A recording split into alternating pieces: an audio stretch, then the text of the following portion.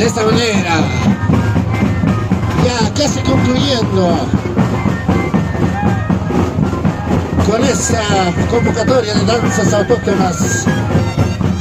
quienes participaron de las diferentes marcas y años en esta séptima reconstitución de Achachivia y Naranja. Una vez más,